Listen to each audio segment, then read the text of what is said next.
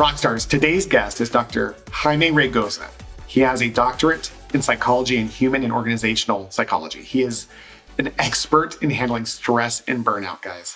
So he is a career and stress coach currently and the founder of the Rainbow Career Coaching Center. He's going to start by explaining what stress really does to us mentally and physically. He's also going to address the smaller signs and symptoms of stress and burnout that we can get in front of so that we don't get to the point of panic attacks and major burnout, which I'm sure all of us have experienced. But he does this in a way that's going to help us not just address it personally, but for our teams. I love this episode because we're going to talk about how maximizing fun and laughter actually produce results in a way and helps us get unstuck in a way that nothing else can. So guys, enjoy the show. I've been working a lot with entrepreneurs, small business owners, as well as high achievers who want to get into leadership. And a lot of their main problems is that they feel like they don't have work-life balance. They have this, I call it an audacious goal that they feel is audacious. That's too far away, but they feel like they can't get there and they want the assistance to be able to still get there, but not sacrifice everything in order to reach that point. So I teach a lot of stress management, burnout recovery, and things like that. That's amazing. And so you're working with clients who are high achievers or just high leaders with a lot on their plate.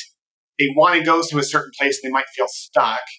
So for stress and burnout, Jaime, how does that look for you in terms of what does stress and burnout do to people that limits them to get there? Why do you think that causes that limitation? A lot of the reasons is that we're taught at a very young age that we have to do it all, that we succeed on our own and we fail on our own. And I think a lot of individuals have this mentality, and especially for males, I notice that more so than females, that we're taught that asking for help is weakness. Asking for support will make you lesser than, and it will make your accomplishment less great if you had help along the way. So they don't share their internal turmoil that they have. They're just piling on different stressors. And what ends up happening is just imagine yourself as a cup, and the more water you fill in, you get to the rim, and eventually you just put one more thing and it all spills out. And that's when it's too late. The cup is already full. It's going to take 10 times longer for you to recover from that than if you were more preventative from the get-go. But that doesn't mean that it's at game over. It's just going to take a little bit longer. You're going to have to invest a little bit more on yourself, on the self-care, change some of your habits so that you can recover from burnout and hopefully stop it from happening in the future. Yeah, this is fantastic. So kind of getting back into the line of questioning, I like how you said, Dr. Jaime, how people who experience burnout, the second they're feeling it, that cup overflowing, it reminds me of dehydration. The second we're thirsty, we're already dehydrated. But it's not the end of the world. You can do things about it that help, dramatically improve those symptoms. So can you speak about chronic burnout? Do you see burnout as a chronic disorder? And what's the difference between chronic burnout versus more acute burnout? Yeah. So first, I do want to preface that burnout itself is not a diagnosable term. It's not something that a psychologist or a therapist can say, oh, you're diagnosed with burnout, not like depression, anxiety. So there hasn't been enough studies to really link that. So when someone goes to the therapist and they're like, we're burnt out, a lot of the times they won't address the burnout.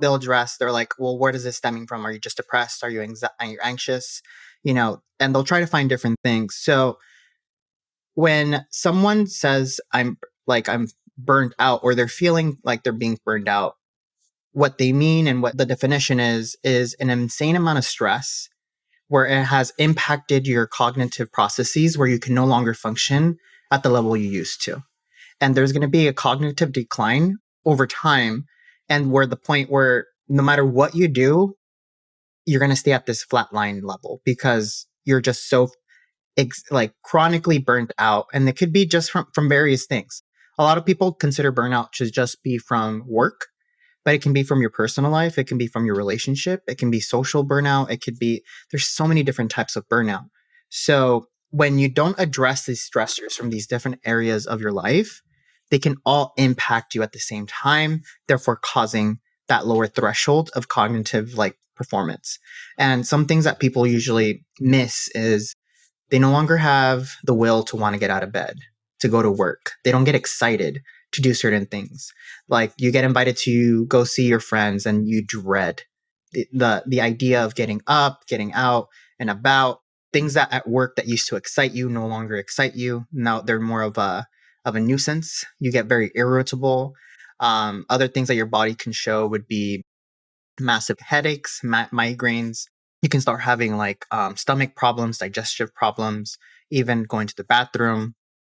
So many things that your body's trying to like give you red flags. Hey, pay attention to me. Stop what you're doing. You need rest.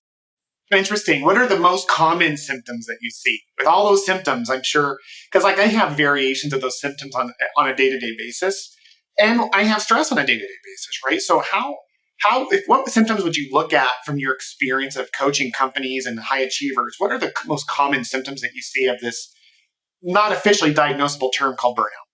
So a lot of it is isolation. So that's the first thing I always pay attention is how often do they participate in group activities? How often do they communicate with their workers, with their staff, with their family members? Like who is their inner circle and how often do they interact with them? If I notice that there's a pattern where they tend to isolate, they always make an excuse not to hang out. They make an excuse not to participate in certain things. And even if it's something that's really fun, like that most people would consider fun, that could be like a big red flag. Another thing would be lack of communication. So a lot of things is very staccato communication, very abrupt, get to the point. I really don't want to do the fluff. So once again, that isolation piece, really trying to not connect with other people, even though a lot of the solution to this is to connect with people, is to communicate, is to hang out with people that love you, that want do good. It's kind of like our brain is counterproductive. It's like we need to get away from the stressor versus and actually deal it head on.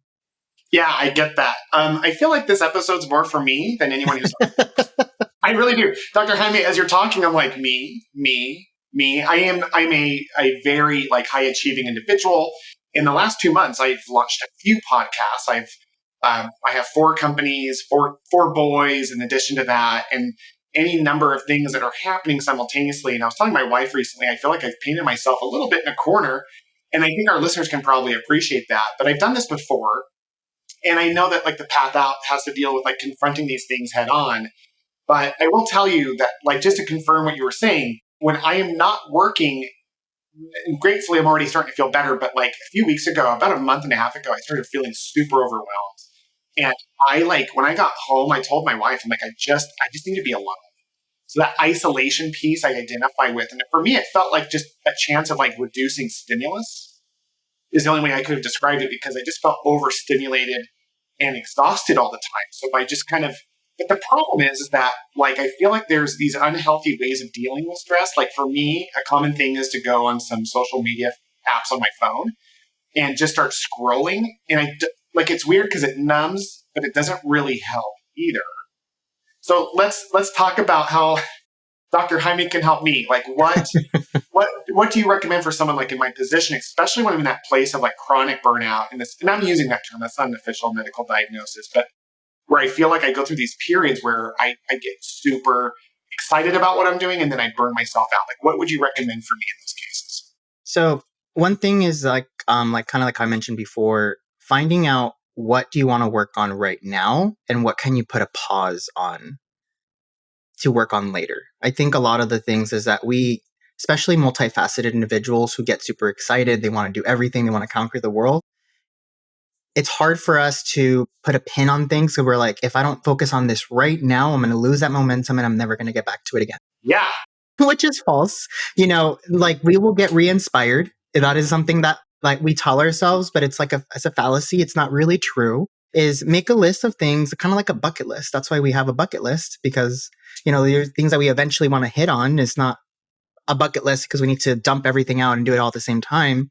The thing is that we're trying to bite too much into life at the same time that we're starting to choke. So you have to take smaller bites and choose what you want to eat first, what you want to do first, and then focus on that. And just trust yourself that you will get the other things done when you make time for it. Got it. Man, it's exactly the truth. I feel this sense that if I don't get it done, it will never get done. I will tell you that when I used to own my private practice, like a lot of our listeners who can appreciate this, is that when I had multiple locations and it didn't feel like I had much of a choice. Like even now it doesn't feel that way, but to what you're saying, if I really wanted to, there are things I could put a pin in. But when I was treating and I had multiple locations and a team, I had too many hats on, but none of them felt like they could drop because margins are very low in physical therapy. And if I'm not treating a ton of patients or managing my team, which the little help I get comes from them, then it feels like I get stuck. So in those cases where strategically I'm working on how to put a pin in things, what do you recommend? Obviously, like one of the things I want to mention to rock stars who are listening is that Dr. Jaime is a career and stress coach who has a number of different tools in his belt, and one of them is laughter yoga. I don't think it would shock the audience to know that yoga is a common, like, healthy tool that could adapt and help people with stress. But explain why laughter yoga is so valuable in what you do. Explain what it is and how you use it. Yeah, it's something that you can do on your own, and you can do in like bite-sized moments when you're feeling a sense of overwhelm. And it goes back to the root that laughter is our brain's natural way to calm down our stressors. It's a natural way for us to reduce our stress hormones, increase serotonin, increase endorphins, and really make us feel good. And the whole purpose of laughter yoga is to have more air, more oxygen run through your veins, more to your heart, to your brain, and release out that laughter so you can increase the serotonin and endorphin boost. So what I do with all of my clients, especially if they're having a really bad day, I was like, let's do a mini session right now. Let's do 5-10 minutes. And then just like, let's breathe it out. Let's do some laughter exercises. And a lot of this is also reintroducing play into your life, because we get so serious about having to meet all these goals. We forget to enjoy the precious moments that we have. We forget to actually enjoy the process. We're so hyper focused on reaching the end goal that we forget that, it takes longer for us to get to the end goal than it is to actually reach there and stay there. And there's a fascinating study that actually came out 2 years ago that showed that the average individual will feel happier while they're working towards a goal than when the day they actually achieve it. Really? So we have more joy in the process of achieving a goal if we let ourselves, I guess, versus actually achieving it. Yeah. And then it's like, it declines. So they did the research. So like, let's say that a goal of losing 5 pounds lasted you 3 months. You felt so much pride, so much joy in just working on yourself. And you felt like you were doing that growth and you were reaching that goal, that once they hit that 5-pound mark and they lost it, the joy went down like instantaneously. Like within a week, it no longer lasted, and they were dissatisfied, and they were like, okay, what now? Like, okay, I reached this. Like, what was the whole point? So then they set another goal, and then they start having those feel good feelings again. Got it. Interesting that's the process if we let it happen. I know for me, when I was a physical therapy owner, and at times even recently, where I look at that and it doesn't feel like it could be true. It doesn't feel like if I'm going to be in the process that it feels like it's joyous. But to your point, I think that's when we're going too fast. Maybe obviously taking on too much. And that's where it may be hard to be present and enjoy the process as we unfold it. My favorite coach once told me, he said, instead of resenting your physical therapy practice because it limits you from having fun and being fun, start showing some gratitude for it, because where you are going to end up financially and leadership wise is because of it. And in a place of gratitude, we can find opportunities to introduce fun back into it. I love that you said introducing fun back into it. So that's why laughter yoga is so important. It introduces more elements of fun back into it. So how do you convince someone who's in the mire of depression, or not mire of depression, but the mire of like burnout? How do you get them from that into being playful and laughing during yoga? So a lot of it is, one, building rapport, getting them to feel like they're in a safe space. not everybody's going to want to jump into a public yoga class with me and just like laugh it out in front of like strangers. It's very intimidating. So I'll do the one-on-one session, like kind of you and I right now. And then I will do an easy one, which is pretty much like, I call it counting laughter. And it's really hard for you not to be able to do that just because it's very contagious. And all it is I'm going to count to 10, but instead of saying numbers, we're going to laugh it out. And each time we're going to add more equivalent to that number. So it would be ha, ha, ha, ha, ha, ha. And then you just like let it out until you reach 10. And to the point, a lot of them end up forgetting like the counting and they just like start laughing. And I laugh really loud. I have a very strong laugh, some people say. So it's really hard for them not to hear me laugh and not join in. Okay. Dude, there's a short video that I honestly have earmarked because it's these two guys and they're doing an interview or a reporter in some foreign country. I don't even know the language. But the guy he says something and the other guy laughs and he has a really funny laugh. Mm-hmm. It's like, and then and like, so the other guy laughs, and then the guy laughs harder, and so his weird laugh gets louder, and then pretty soon they're both just on the ground, and they can't stop laughing. Laughter is contagious. Oh yeah, definitely. And it goes back to like when we see when we hear a baby laugh, it's hard for us not to smile. It's hard for us not to want to embrace that joy and then join in. So the same concept is like when you hear someone laughing and then something just kind of triggers in your mind and you start joining in and then you start feeling that sense of relief. Oh man, that does make a lot of sense. And so you introduce that so it's mechanical. You're not forcing, but you're saying, okay, no one feels like laughing. Everyone start laughing here, ha ha ha. And then it just starts building on its own.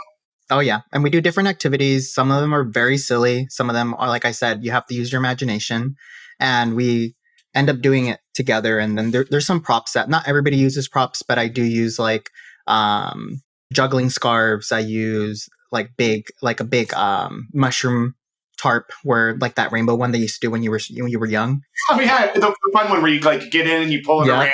Yeah, dude, so I loved that. Yeah, so cool. I bring that in. I bring balls. I bring like masks. I bring like stuff. So anything just to kind of let you reintroduce that sense of play. Dr. Jaime, I love this concept of like coming in, having you come into a company and show people how to reconnect to laughter and fun and counter that because it really does provide that. But they have to feel like they're in a safe place because I discovered that in my own company where it didn't matter anything I try to do to build my culture. If there were people in the company talking trash about each other behind each other's backs, like there was nothing I could do to make that fun. But when I had a good team that was just overworked, then these concepts, would have been golden back in the day. So I'm sure do you ever run into that where you're working with clients and you find out that maybe their culture is toxic, or does that not really play into how you operate? Yeah. And that's why I call myself a career coach. I don't necessarily work with people who just came fresh out of college. I work with people who are already in their career.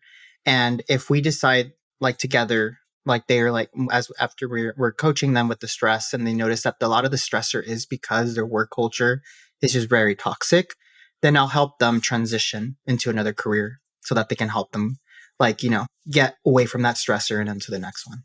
Or if it's a business owner, maybe transition that person out of their company and into a different company. Yeah. Or changing their system to make it better. So it's just like whatever is holding them down. And then even like sometimes I've had business owners who've had problems with their staff. And it's a problem that wasn't even related to work, but it was a personal problem that person was having. But by just acknowledging that they are a person, ended up solving the tiff that they had together. That's amazing. So who are the type of people that seek you out? Like what is it burnout is so vague. Who are your clients typically? So a lot of people who usually are overly stressed. They have a business, they're high achievers at work, they're leaders, managers, CEOs, and they typically want an out. They want something to help them regain control of their life and learn how to manage their stress in a positive way because they're feeling like they've tried everything else. They've tried therapy. They've tried, different groups and different things and it's just not working for them. So they're like, okay, help me. Like I've tried everything. I'm willing to try you too. And I was like, okay, let's do it. So back in the day, this was like 15 years ago, I got so boring because it was so stressful all the time owning a practice and having people just constantly, hey, can I talk to you for a second, and throw up on me repeatedly, like, oh, I'm not happy here, and just all that stuff. It was like day in, day out, 12-hour days, never feeling like I was caught up. And so I went out and I joined an improv group. I started by doing classes. So I want to just like testify that like what you're talking about here is like the magic thing. I think people on the outside, especially if they're coming from a judgmental, serious, introverted place, would look at like laughter. It's not laughter yoga. What's it called again? It's Yeah, laughter yoga. Oh, I got it. See, Yeah. it's wrong. It's like laughter yoga. They would look at that and go, yeah, I don't have time. Who has time? But when I started doing improv, and then eventually I made the main stage where I was doing shows, and like I would go off. It was cool because we started going into corporate environments where we would meet with a bunch of engineers, like 200 to 300 engineers, and we would play these improv games, not trying to get them to laugh, but teaching them communication. Because what's powerful is that when people are laughing and they're in their higher tone, it's like a waveform that brings positivity into their lives Mm-hmm. and connection with other human beings. And it was weird to see these introverted engineers who couldn't even look at each other and pass a clap. Like they'd look at each other and go clap. And they would, over time, by the end of it, they were like being super silly and like pretending like they were, cogs in a machine together. And what was the byproduct? Laughter. And the Mm-hmm. laughter at the end, the productivity would skyrocket afterwards. Talk about results. After you work with your clients, what does that look like, with results? It's phenomenal because like you just see like when usually they come to me, it's the mindset's very negative. It's a lot of scarcity mindset where I see them focusing on what they don't have, focusing on what they can accomplish, focusing on, all the negativity that they have. And when you hyper focus on all the bad stuff, it's easy for us to forget the good stuff around us happen. Like you said, the gratitude and all that stuff. And after a few sessions, typically I work with my clients anywhere from 2 to 3 months. And at 3 month mark, that's when I start noticing like completely different person. The person that came with me at the beginning is no longer the person at the end. They're being grateful. They're actually saying like, wow, this thing and this thing and this thing is happening to me. Like, I'm just like really happy. Like, I feel like my life has changed. And when we look at their chart and everything, and we're like comparing, and I was like, what? These things were already happening to you.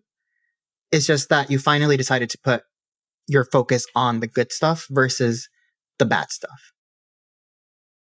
And it helps you.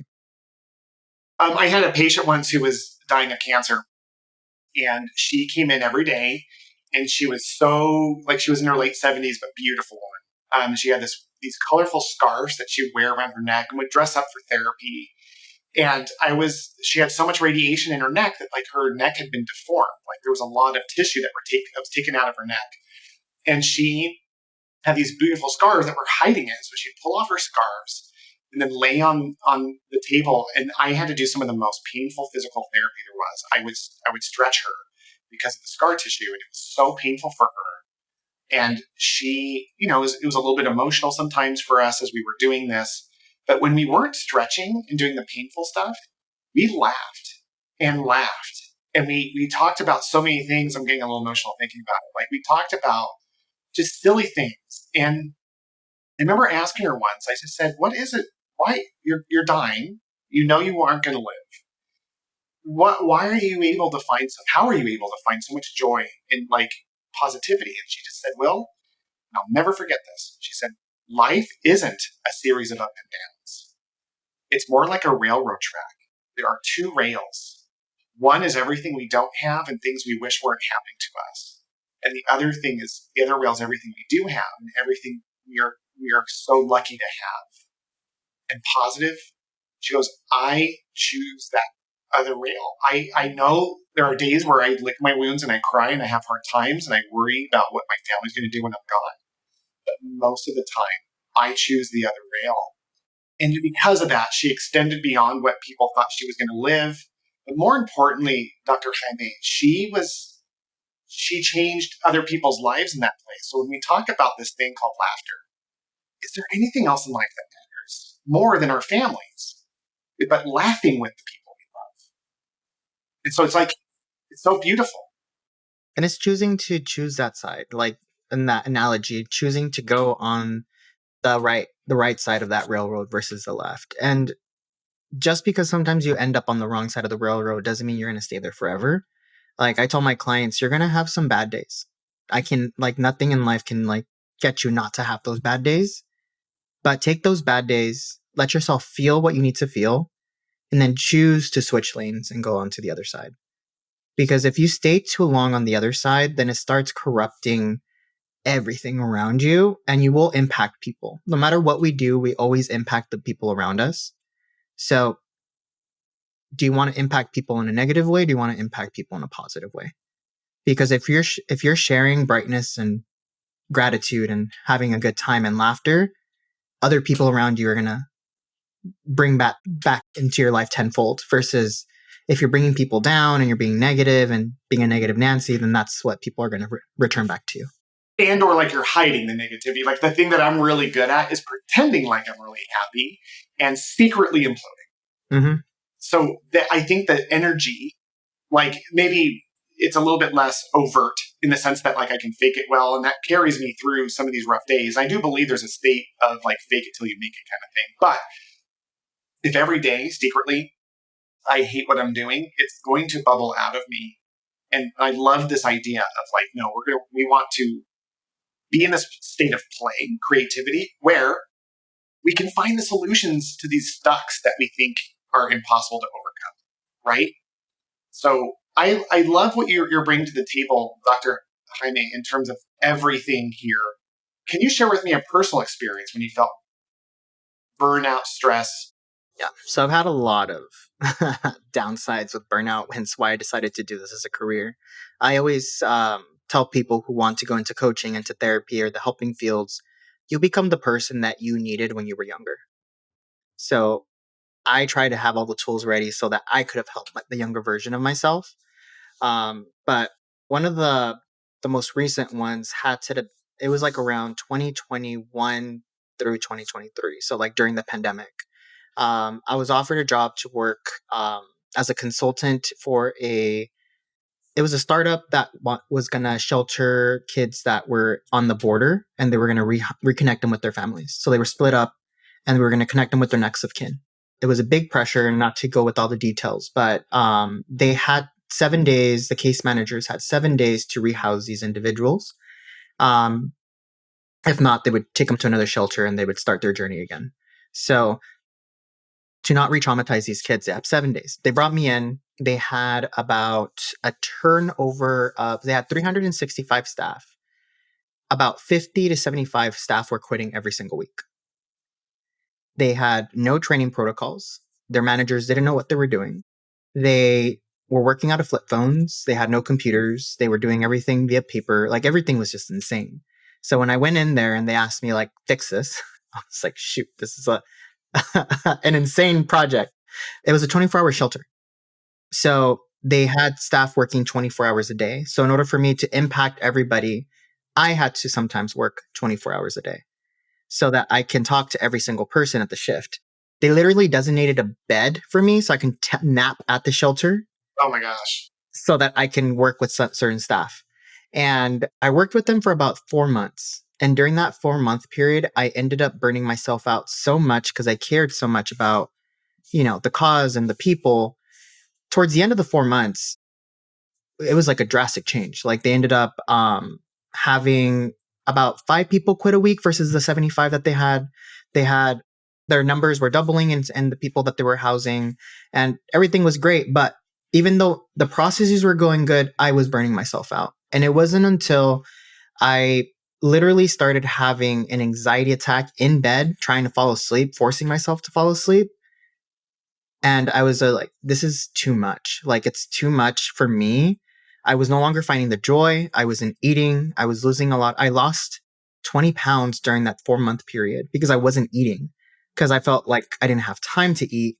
And it was just like so much stress. I started becoming more irritable and I was like, I don't like this version of myself. And I don't like what's becoming from this project. So I ended up doing more self-awareness, more. That's when I got introduced to laughter yoga in 2022. And I started doing laughter yoga, and I started really grounding myself. I ended up finishing that job. They ended up doing well, but I promised myself I was never going to get to that point where I was working, because I was working like 120 hours a week. It was insane. Uh, I can't believe that. So, can you talk about panic attacks? You mentioned this journey of like having panic attacks is kind of like the bubbling over of that. How do you see panic attacks? What are they from your perspective? So it's an insane amount of stress where your body's holding on to all this stress and it's trying to find a way to release it since you're not doing it yourself.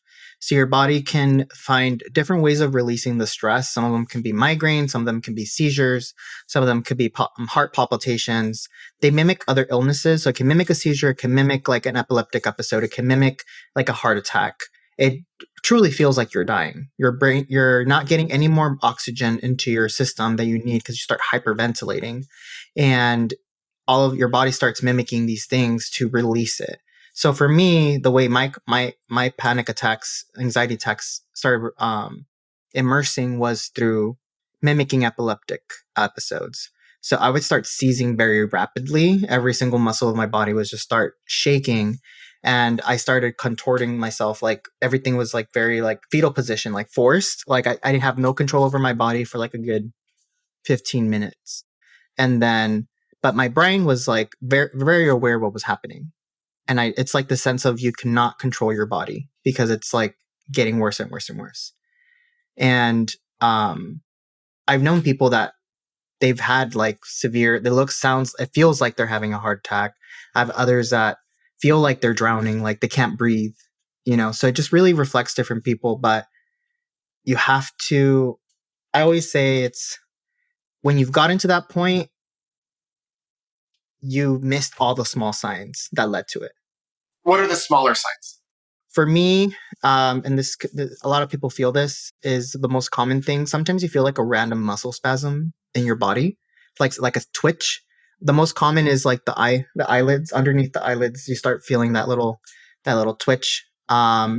Sometimes you start getting migraines. Sometimes you just feel very tired, even though you've gotten a good night's sleep. You've been eating well. You still feel like exhausted, loss of appetite, or even a lot of like the opposite, where you just are constantly hungry.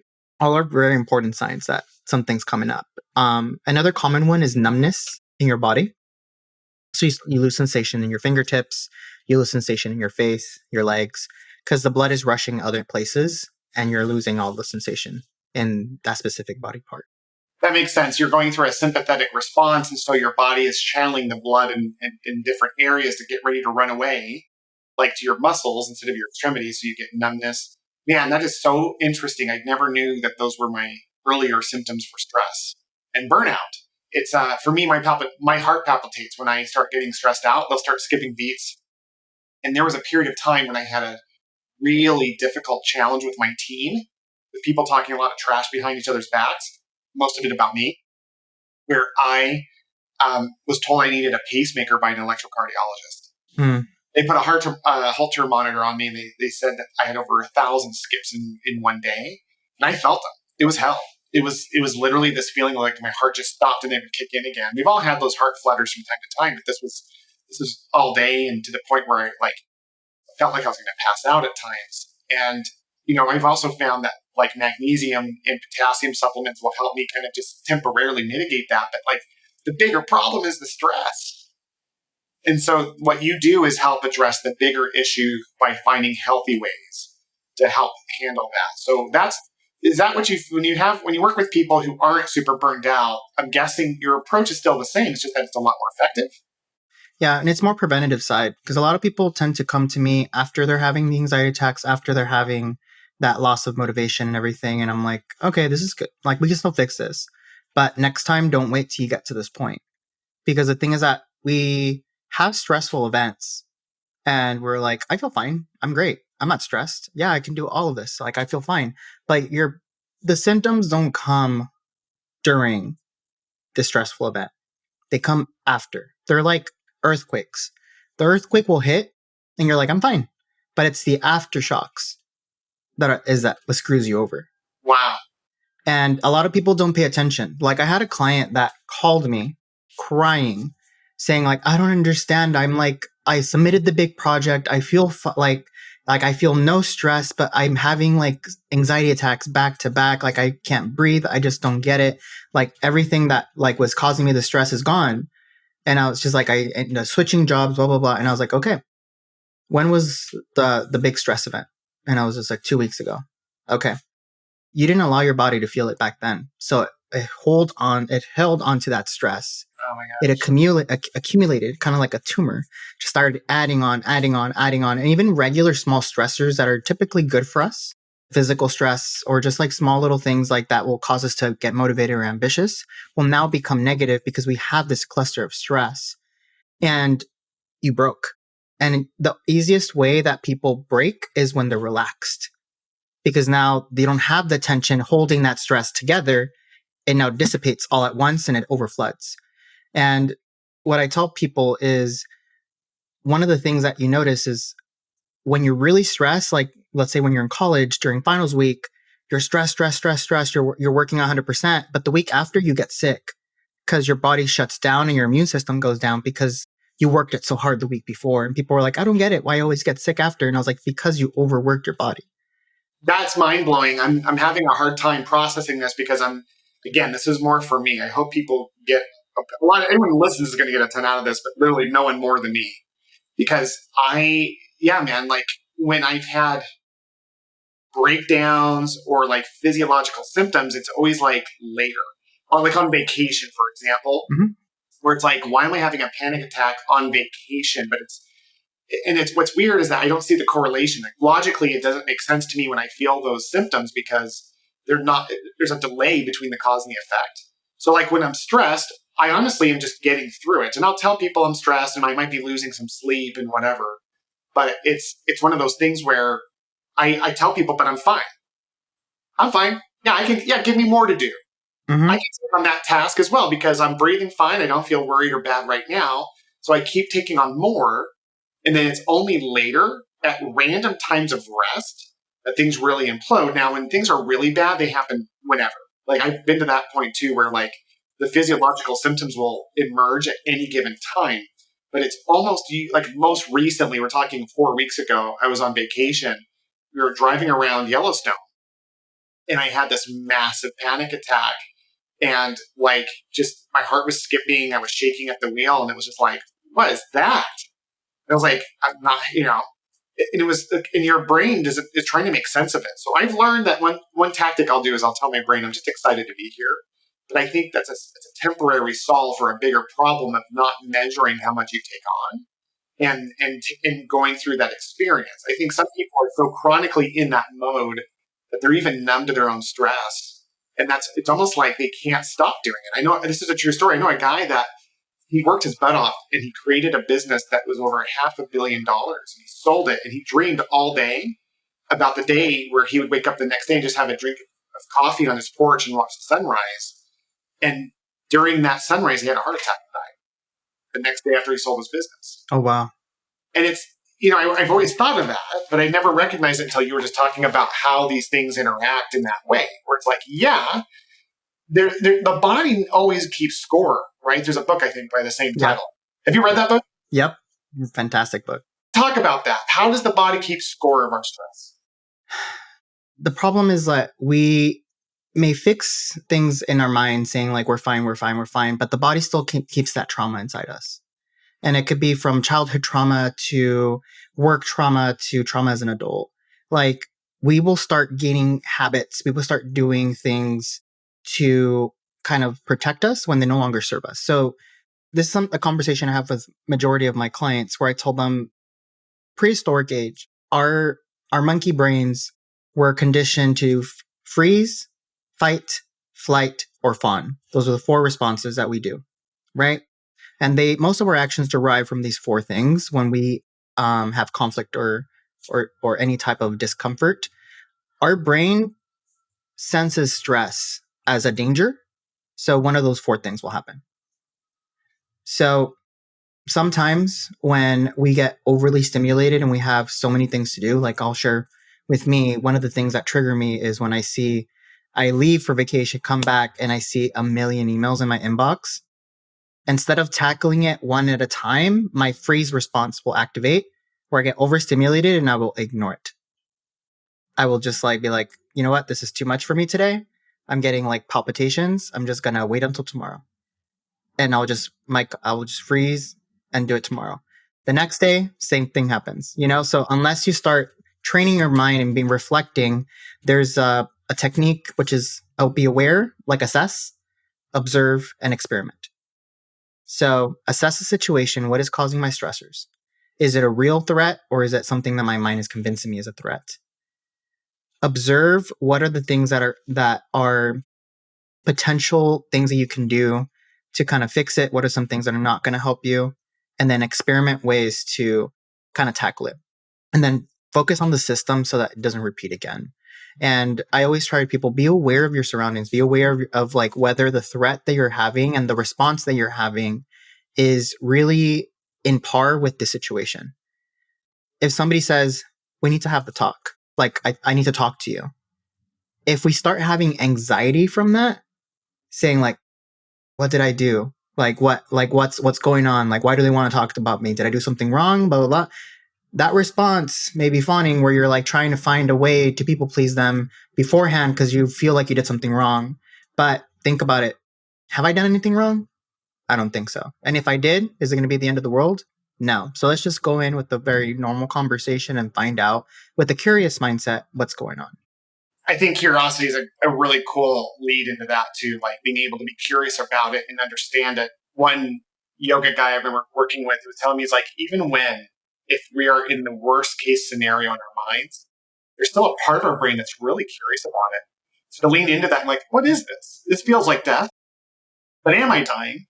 Or am I just so excited my body's trying to tell me something else? Yeah. Because when we resist it, I've learned that the hard way.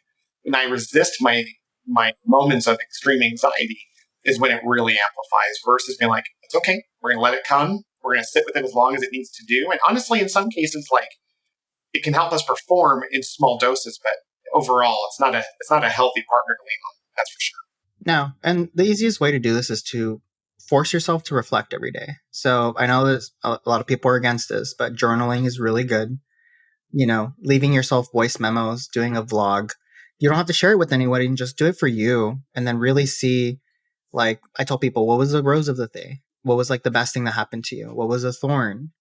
And then what can you do tomorrow to fix that thorn to make it into a rose? Wow. I love that. Well, Dr. Jaime, it has been an absolute pleasure to have you on the podcast. And I thank you for the insight of what's really going on when we're feeling stress and burnout and ways that we can tactically address these issues. If people wanted to get a hold of you and have any questions, how can they do that? You can shoot me a message on my website at rainbowcareercoaching.com, or you can, it's the same handle for any social media, so Rainbow Career Coaching. And just shoot me a message there and you can just say hi or ask me any questions. And if you want to hear more things like this, I also have a podcast, Finding the Unicorn in You. So feel free to tune in on that. Finding the Unicorn in You. That's awesome, man. Yeah, so check out his podcast, everybody. Make sure that you dial in and ask him questions. Like if you have a team that's particularly stressed out, if you're feeling a lot of stress, reach out to Dr. Jaime. He's clearly got a lot of experience. I've been around this thing called stress for a long time, and I've learned a lot today. So Dr. Jaime, thanks again for being a part of our show. Of course. Thank you for having me. Guys, thank you for taking time to listen to today's episode. If you found today's information to be useful, could you take a minute and help me? I would love it if you could leave a podcast review in your app so that other people who are looking for this information can find it. Plus, my dream is to have the largest network of medical entrepreneurs and leaders in the world so that together we can change healthcare to make it better for all. So in addition, if you can think of anyone that you could send this to, not only would that mean a lot to me personally, but it would build this network so that we can make healthcare the way that we want it.